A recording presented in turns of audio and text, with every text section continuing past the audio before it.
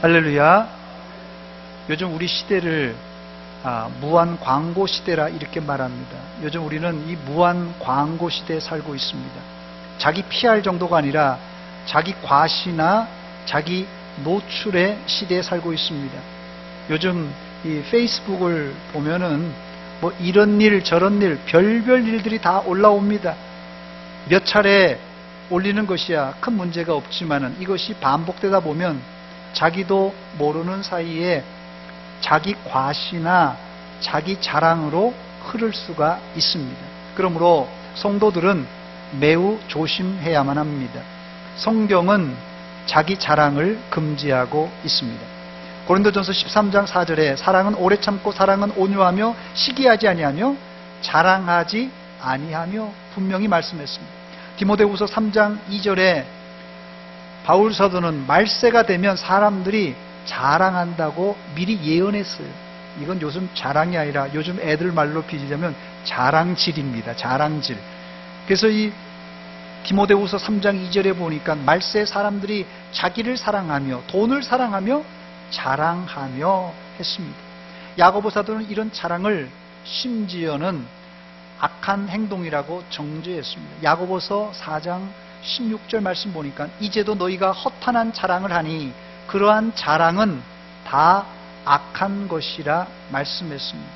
돈 자랑, 자식 자랑, 손주 자랑, 건강 자랑은 특히 교회 안에서는 조심해야 할 자랑입니다. 그런데 본문의 바울 사도는 스스로 자랑하고 있습니다. 본문 17절입니다. 그러므로 내가 그리스도 예수 안에서 하나님의 일에 대하여 자랑하는 것이 있거니와 자랑하는 것이 있거니와. 남에게는 자랑하지 말라고 하고는 자신은 자랑을 하고 있으니 이게 요즘 얘기하는 내로남불 아닙니까?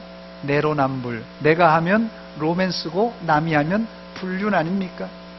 그러나 헬라어 이 자랑이라는 단어 카오케시스라는 이 단어는 문맥에 따라서는 특별한 경우 아주 긍정적인 의미로 사용됩니다. 그 특별한 예가 오늘 본문에 나와 있는 예입니다. 첫 번째로 본문에서 바울 사도가 사용한 이 자랑은 자기 잘난 체가 아니라 철저하게 예수 안에서 하나님의 일을 자랑하고 있습니다. 본문 17절입니다. 그러므로 내가 그리스도 예수 안에서 하나님의 일에 대하여 자랑하는 것이 있거니와 했어요. 바울 사도가 자랑하고 있지만 자기 자랑이 아니라 하나님의 일을 자랑하고 있습니다.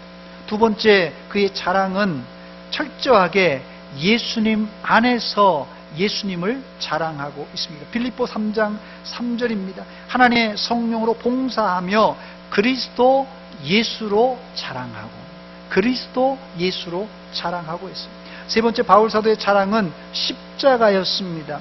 당시 십자가는 모든 사람들이 역겹게 생각하는 사형틀입니다.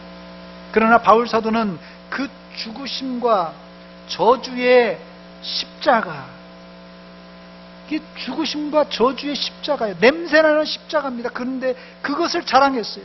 갈라디아 6장 14절입니다. 그러나 내게는 우리 주 예수 그리스도의 십자가 외에 결코 자랑할 것이 없다 그랬습니다.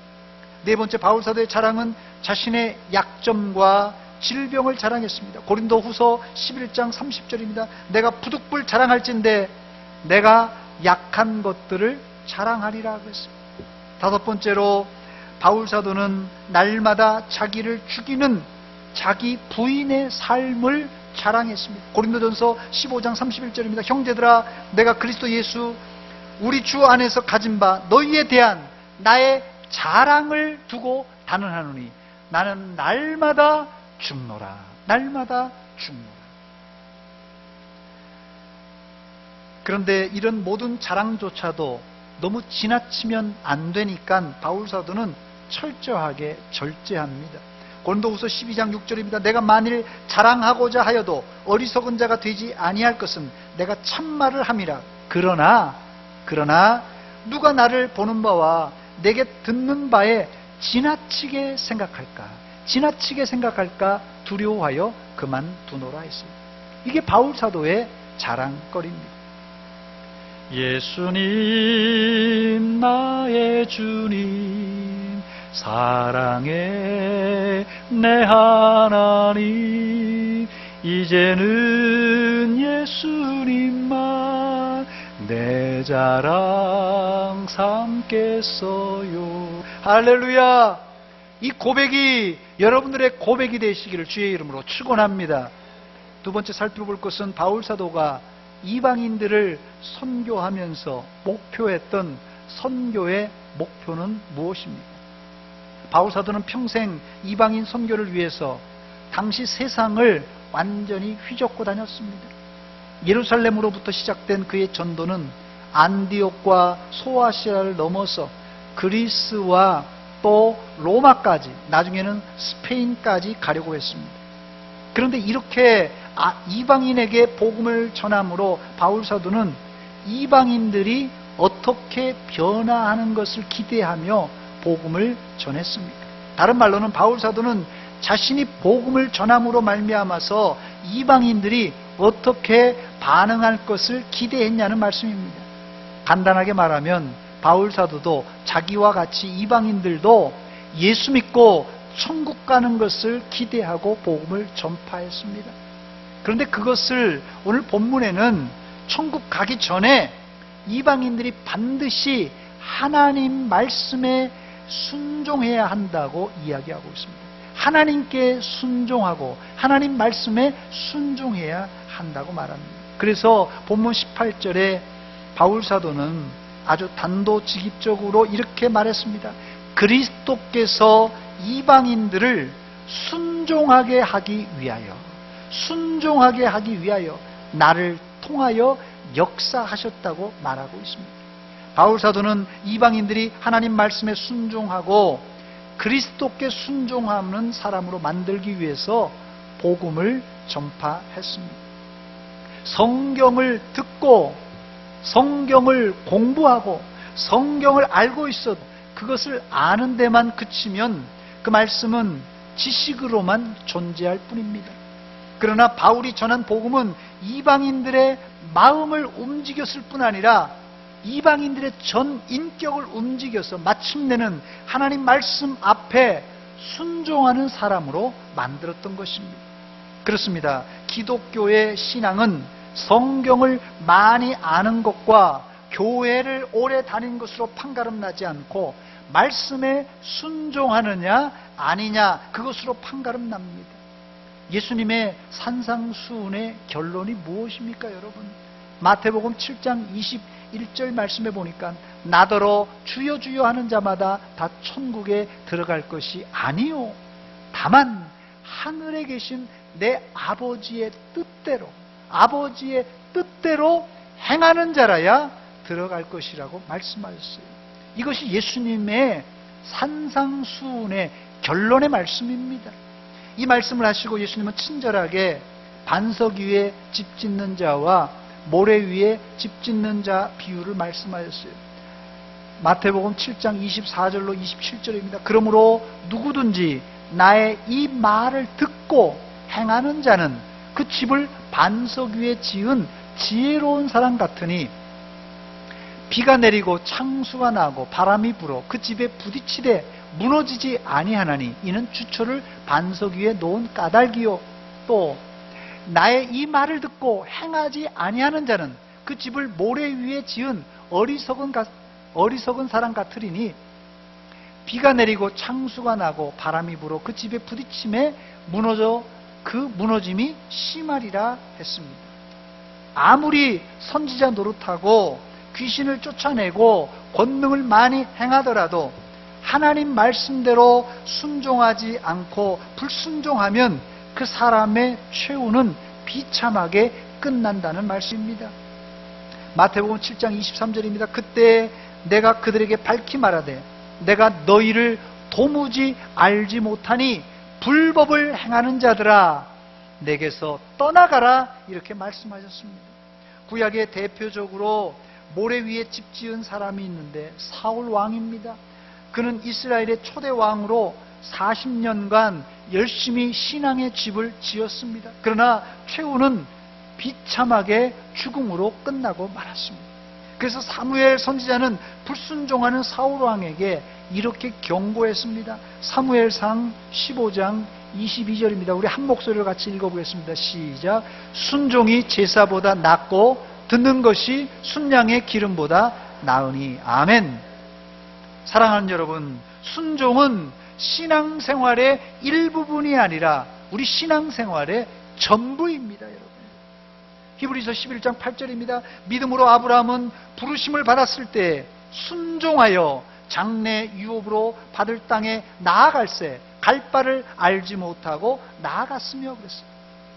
누가 저에게 믿음이 뭐냐고 물으신다면 말씀에 순종하는 것이라고 제가 대답할 것입니다.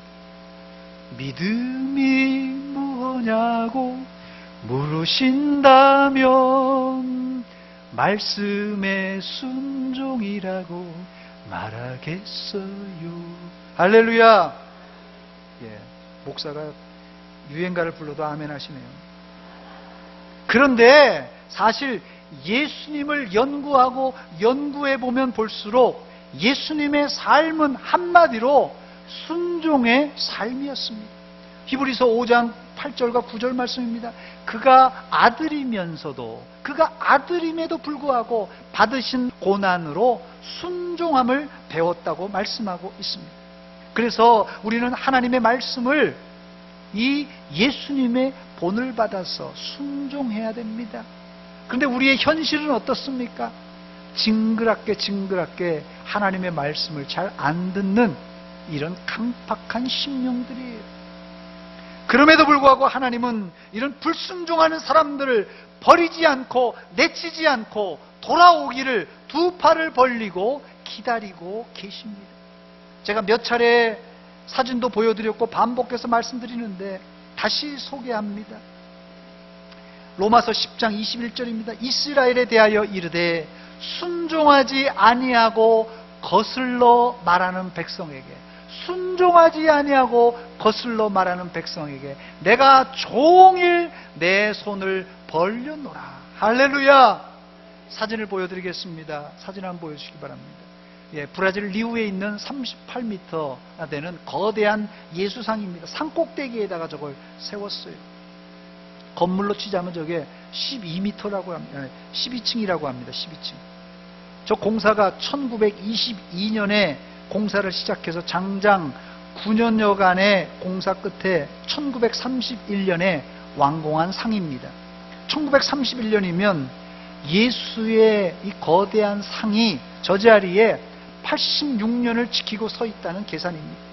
그런데 주님은 집 나간 탕자를 위해서 86년 정도가 아니라 1000년, 2000년 지금도 하루같이 서 계시며 지금도 두 팔을 벌리고 기다리고 계십니다. 여러분들은 주님의 팔이 떨어지기 전에 어서 속히 돌아와 하나님의 말씀에 또 순종하는 사람이 되시기를 축원합니다. 저를 한번 따라서 하시기 바랍니다. 순종은 믿음의 과정인 동시에 믿음의 종착역입니다. 그렇습니다. 우리가 순종을 한 번 하고 이게 과정이에요. 믿음의 과정. 그런데 결국은 돌아보면 믿음 생활은 결국은 하나님의 말씀에 순종하는 생활입니다. 여러분, 순종의 반대말이 뭔지 아십니까? 문자적으로 반대말은 불순종입니다. 그러나 의미적인 반대말이 뭔지 아세요? 순종의 반대말, 내일 할게, 조금 이따 할게, 다음에 할게. 그게 불순종이에요. 마귀가 우리 생각에 교묘하게 넣어준 말입니다. 목사가 얘기할 때 다 아멘 합니다. 또 뭐 부탁할 때 예 그렇게 해야죠. 예배 열심히 다니십시다. 예 그렇게 해야죠. 기도 생활 열심히 합시다. 예 그렇게 하죠. 목사가 기도합시다 하는데 못하겠습니다 하는 사람이 어디 있어요? 그런데 다음에 할게요. 조금 이따 할게요. 이따 할게요. 그리고 그냥 입 싹 닦아버리는 것입니다. 여러분, 제자들을 예수님이 부르실 때 제자들은 그 즉시 배를 버리고 부모 형제를 버리고 예수님을 따라갔습니다. 하나님이 여러분들을 부르실 때 이유를 분명하고 순종하시기를 주의 이름으로 축원합니다. 순종이라는 단어는 헬라어로 휘파코에라는 단어입니다. 이 휘파코에는 이 두 가지 단어가 합쳐져서 만들어진 합성어인데, 아래라고 하는 휘파와 듣다라고 하는 이 코에가 합쳐져서 만드는 단어로 아래에서 듣다라는 그런 뜻입니다. 이 단어가 유래된 것은 과거 2000년 전에 로마 시대에 보통 주인들은 높은 자리에서 하인들을 이제 지시하고 시킵니다. 바로 그런 상황에서 노예가 주인의 말을 듣는다는 뜻이 휘파코의 순종이라는 단어입니다. 지금이야 뭐 자녀들이나 또 뭐 아랫사람들이 윗사람이 얘기해도 아니요, 안 돼요, 이런 얘기도 할 수 있지만, 로마 시대에 노예가 주인이 한 얘기에 아니요, 안 돼요 했다가는 죽도록 맞을 때입니다. 휘파코에서 우리는 순종이라는 의미를 발견하게 되는데, 순종이란 위에서부터, 하늘로부터 내려오는 하나님의 말씀을 듣고 복종하는 태도를 말합니다. 바울 사도는 여기서 순종을 처음 말한 것이 아니라 로마서를 처음 쓰면서 한 이야기가 바로 이 순종에 관한 이야기예요. 로마서 1장 5절 말씀에 보니까, 그로 말미암아 우리가 은혜와 사도의 직분을 받아 그의 이름을 위하여 모든 이방인 중에서 믿어 순종하게 하나님 했습니다. 이방인들이 예수를 믿고 순종하게 만들기 위해서 자신이 사도로 부르심을 받았다고 하면서 자신의 사도권을 얘기하면서, 사도의 역할을 얘기하면서 이방인들이 예수를 믿어 순종하기 위해서 자기가 사도가 됐다고 설명하는 내용입니다.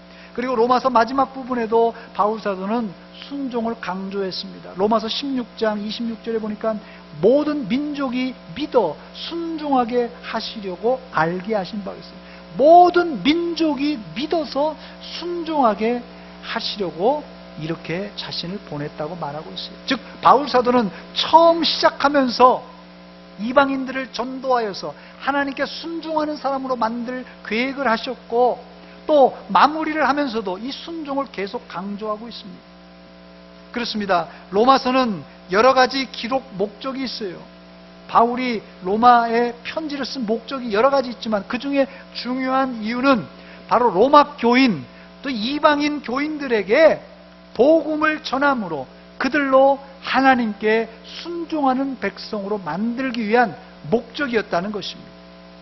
세 번째로 바울 사도의 선교의 도구를 살펴보겠습니다. 본문 18절에 바울 사도는 그리스도께서 이방인들을 순종하게 하기 위하여 나를 통하여 라고 기록하고 있어요. 나를 통하여, 즉 선교의 도구는 자기를 통하여, 즉 바울 자신을 통하여 하나님은 복음을 전하기를 원하셨어요.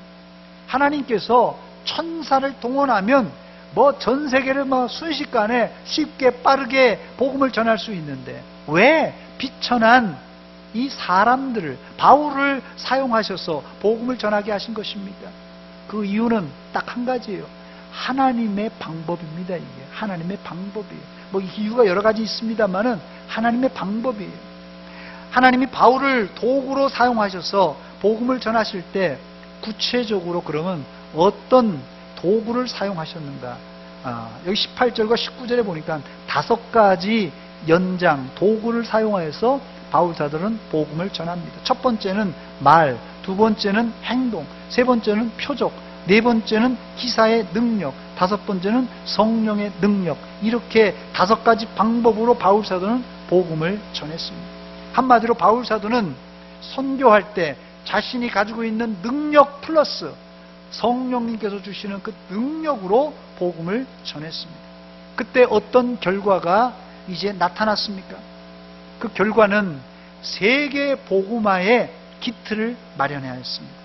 그런데 문제는 여기서 바울 사도가 말한 것처럼 선교는 공식처럼 쉽지가 않았습니다. 여기서 말씀드렸던 5가지 방법의 순서를 보면 알 수 있듯이 바울 사도는 복음을 처음에 말로 전했어요. 예수 믿으세요. 말로 전했습니다. 그런데 모르는 사람이 뭐 바울 사도의 말 한마디 듣고 예수 믿겠어요? 여러분이 한번 전한다고 생각해 보세요. 아무 모르는 데 가가지고 예수 믿으세요 한다고 해서 무조건 예수 믿겠습니까? 그래서 두 번째 방법은 그가 행위를 통하여서, 말과 함께 행위를 통하여서 본을 보이면서 언행일치의 삶으로 복음을 전했어요. 그런데 말과 행위에는 어느 정도 이제 한계가 있습니다. 그래서 바울 사도가 사용한 방법이 무엇입니까? 그 방법이 바로 세 번째, 표적과 그 다음에 기사의 능력과 성령의 능력을 유감없이 발휘하여서 복음을 증거했습니다. 그때 바울 사도가 복음을 전하는 이 선교의 현장마다 교회가 세워지고 새로운 회심자로 가득 차게 되었던 것입니다. 그 실례로 빌립보에 가서는 점치는 귀신 들린 여인의 귀신을 쫓아내 주었어요. 이게 성령의 역사입니다. 또 빌립보 감옥에서는 찬송하고 기도할 때 옥문이 흔들리면서 착고가 풀어지는 기적을 체험했습니다. 그뿐만이 아닙니다. 루스드라에서는 한 번도 걸어본 적이 없는 장애인 안진뱅이를 고쳐 낫게 해주셔서 걷게 해주었어요. 그 외에도 숱한 표적과 기사와 성령의 능력이 바울이 복음을 전하는 현장에 일어났습니다. 심지어는 바울 사도의 손수건을 악기가 들린 사람들에게 얹으면 마귀가 도망가고 질병이 치료되는 역사가 일어났어요. 사도행전 19장 11절 12절 말씀입니다. 하나님이 바울의 손으로 놀라운 능력을 행하게 하시니 심지어 사람들이 바울의 몸에서 손수건이나 앞치마를 가져다가 병든 사람에게 얹으면 그 병이 떠나고 악귀도 나가더라 했습니다. 이게 바로 표적과 기사의 능력과 그리고 성령의 능력의 결과입니다. 그 결과 복음은 급속도로 전파되었습니다. 바울 사도의 이 선교의 5가지 도구를 살펴보았듯이 선교는 바울 자신의 능력으로가 아니라 모두 다 하나님이 주신 능력, 성령의 능력으로 이 복음 전파가 가능했다는 말입니다. 네 번째로, 그렇다면 로마서를 쓸 당시 바울 사도는 어디까지 복음을 전했습니까? 본문 19절 후반부입니다. 내가 예루살렘으로부터 두루 행하여 일루리곤까지 그리스도의 복음을 편만하게 전했다고 고백하고 있습니다. 이 일루리곤이라고 그랬는데 일루리곤은 그리스의 북쪽 발칸반도의 서부에 있는 로마 영토입니다. 지금은 거기가 알바니아에 속해 있는 지역인데 바울 사도는 아마 당시 잘 정비된 도로망으로 거기까지 갔을 것이라고 주경학자들이 그렇게 추측합니다. 그 도로가 에그나티아 가도라는 비아 에그나티아라는 가도입니다. 그래서 로마 당시에 길이 사통팔달로 잘 이루어졌어요. 로마로 중심으로 해서 전 세계가 이런 도로망이 구축되어 있습니다.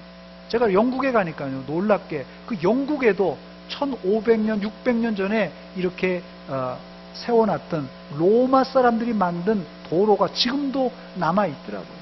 그 정도로 세계 곳곳마다 고속도로, 지금 말하는 고속도로를 다 뚫어놨습니다. 제가 지도를 몇 장 준비했습니다. 한번 보여주시기 바랍니다. 예, 저기 동그라미가 쳐져 있죠. 밑에가 이제 그리스 반도고요.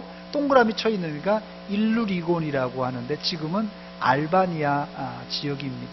또 지도를 한번 보여주시기 바랍니다. 자, 제가 지금 말씀드렸던 이 에그나티아 가도가 어디냐면요, 지금 잘 안 보입니다만은 이 그리스 반도 위에 부분에 조금 점선으로 이렇게 선이 좀 뿔긋뿔긋한 선이 좀 있을 겁니다. 그 선이 바로 에그나티아 가도라는 이 로마의 당시 고속도로를 의미합니다. 또 보여주시기 바랍니다. 그게 이제 일루리곤까지 간 것이에요. 그래서 지금 저기 알바니아에 있는 바울사도 기념교회입니다. 그 바울사도가 복음을 전한 곳에 기념교회를 만들었어요. 또 하나 보여주시기 바랍니다. 그 기념교회에 바울의 저런 초상화가 모자이크 되어 있습니다. 지도에서 본 것처럼 이 일루리곤은 그리스의 북쪽 끝, 북서쪽 끝에 있습니다. 그래서 바울사도는 본문 19절 후반부에 내가 예루살렘부터 어디까지요? 두루 행하여 일루리곤까지 그리스도의 복음을 편만하게 전하였노라고 고백했던 것입니다. 예루살렘에서 두루 다니다가 일루리곤까지는 정확한 거리를 측정할 수 없습니다만은 제가 이 구글 지도를 한번 쳐다봤어요. 이 구글 지도를 이용해서 대략 거리를 한번 측정해 봤습니다. 직선 거리로 측정할 수 있는 그 구글의 툴이 있습니다. 그 도구로 한번 해보니까 약 3,000km 정도 되더라고요. 직선 거리로만. 직선으로 같지 않겠습니다만은 직선 거리가 그렇다는 거예요. 이 3,000km는 직선 거리로 서울에서 이 베트남을 넘어 라오스까지 갈 수 있는 그런 아주 긴 거리입니다. 어마어마한 거리예요. 바울 사도는 안디옥으로부터 시작한 제2차 전도 여행을 주 50년부터 52년까지 약 3년 동안 그 다닌 길을, 직선 거리가 3,000km고요. 그 다닌 길을 왔다 갔다 꼬불꼬불을 다 합쳐보면 약 5,600km라 그렇게 학자들이 추측합니다. 그렇게 먼 거리를 걸어서, 뭐 개중에는 배를 타고 오기도 했습니다만 거의 걸어서 다녔습니다. 바울 사도는 왜 이렇게 걷고 또 걸어서 복음을 전한 것입니까? 그 이유는 예수님께서 당부하신 선교 명령 때문에 그렇습니다. 사도행전 1장 8절입니다. 오직 성령이 너희에게 임하시면 너희가 권능을 받고 예루살렘뿐만 아니라 유다와 사마리아와 땅끝까지 이르러 내 증인이 되라고 부탁하셨습니다. 오늘 이 예수님의 명령, 선교 명령을 우리가 귀담아 들어야 될 것입니다. 그러므로 우리의 영역을, 우리의 선교 영역도 바울 사도의 모토, 아니 예수님의 명령처럼 땅끝에 두어야 한다는 말씀입니다.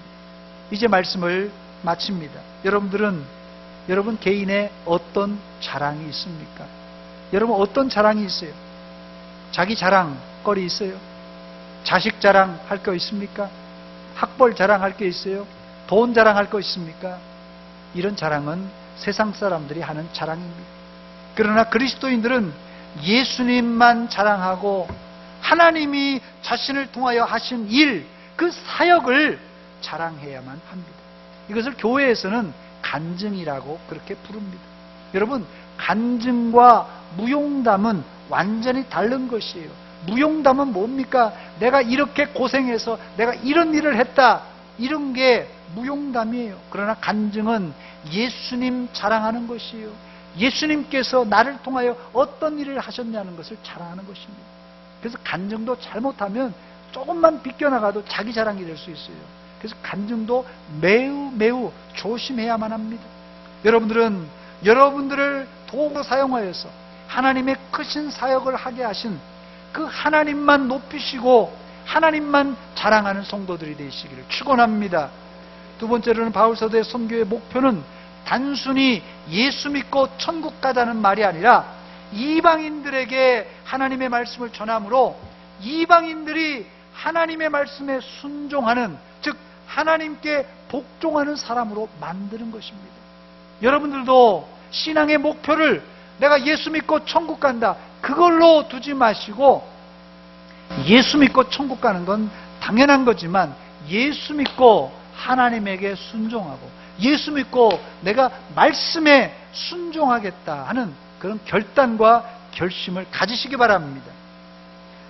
그래서 예수님께서는 오래 믿는 것, 또 많이 아는 것, 그거보다도 뭐라고 그랬어요? 순종이 바로 제사보다 낫다고 했던 것입니다. 끝으로 우리에게 이미 하나님은 선교의 도구를, 이 툴을 주셨어요. 5가지 제가 소개했습니다. 말과 행동과 성령의 능력과 또 도구들이 많을 주셨어요. 또 우리에게는 예수님의 이름, 능력의 이름을 주셨습니다. 하나님이 우리에게 주신 선교의 도구, 이 도구를 잘 사용하여서 이 땅에서 여러분들이 가는 곳마다 전도의 열매, 선교의 열매를 주렁주렁 맺어서 하나님께 영광 돌리시기를 주의 이름으로 축원합니다. 축원합니다. 같이 기도하겠습니다. 이 시간 기도할 때 하나님 아버지, 오늘 말씀을 통하여서 은혜 주신 것 감사합니다. 내가 단순히 예수 믿고 천국 가는데 목표를 삼았는데 이제 내가 예수 믿고 천국 갈 뿐 아니라 말씀에 순종하게 하시고 하나님에게 순종하는 자들 되게 하여 주시옵소서. 또 내 지경을 넓혀서 이제 내 코앞이 아니라 저 땅끝까지 이르러 증인 되겠습니다. 고백하며 같이 기도하겠습니다. 하나님 아버지, 은혜와 사랑 감사드립니다.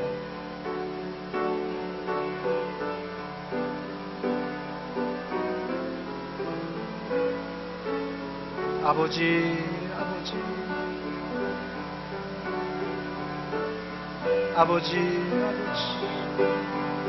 순종의 삶을 살게 하여 주시옵소서.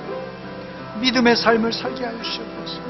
하나님 아버지, 내 자랑, 내 하나님 아버지 다 떨쳐버리게 하시고 예수님만 자랑하게 하시고 예수님만 높이는 아버지 삶이 되게 하여 주시옵소서. 아버지, 하나님 왔습니다. 하나님 불쌍히 해주시고